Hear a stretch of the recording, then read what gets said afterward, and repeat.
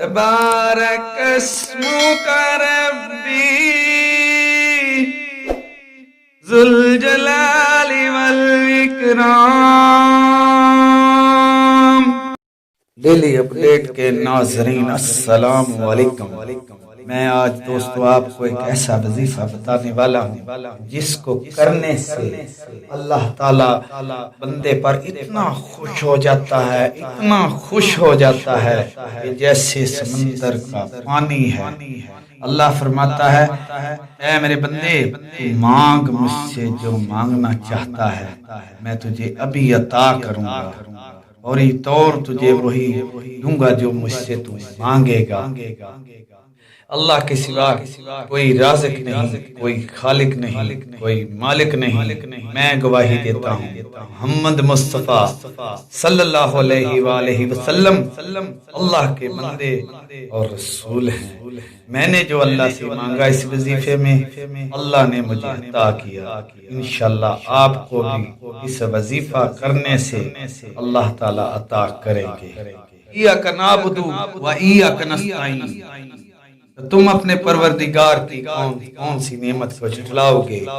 ایاک نعبد و ایاک نستعین، اے اللہ ہم تیری عبادت کرتے ہیں اور صرف اسے مدد مانگتے ہیں، تیرے سوا کوئی ہمارا مددگار نہیں۔ فَبِأَيِّ آلَاءِ رَبِّكُمَا تُكَذِّبَانِ۔ تم اپنے پروردگار کی کون سی نعمت کو جھٹلاؤ گے؟ کس نعمت کو جھٹلاؤ گے؟ کون سی نعمت ایسی ہے جس کو تم جھٹلا سکو؟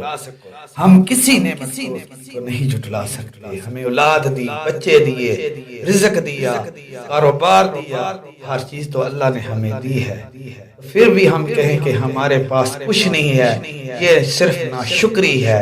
اے اللہ کے بندے، ناشکری چھوڑ دے، صرف اللہ کا نام لیا کر، اللہ کو یاد کیا کر، 5 وقت نماز پڑھا کر، ہر چیز ملے گی اس کی تو تمنا کرے گا۔ تو دوستو میں وظیفہ آپ کو بتانے والا ہوں، اور سن بھی لیں کہ آپ کو بھی ثواب ملے گا اور مجھے بھی ثواب ملے گا۔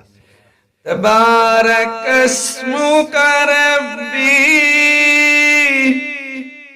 ذو الجلال والاکرام۔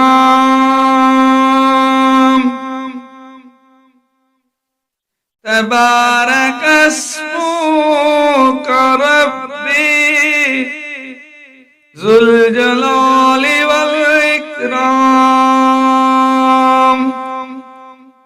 اس وظیفے کو آپ نے اس طریقے سے کرنا ہے کہ آپ نے صبح کی نماز پڑھنی ہے، نماز فجر کے بعد آپ نے 101 بار اس کا وظیفہ کرنا ہے، جو میں نے پڑھا ہے قرآن پاک سے لفظ، جو میں نے آپ نے سنا ہے، انشاءاللہ آپ کی جو دلی مراد ہوگی وہ پوری ہوگی۔ اللہ حافظ۔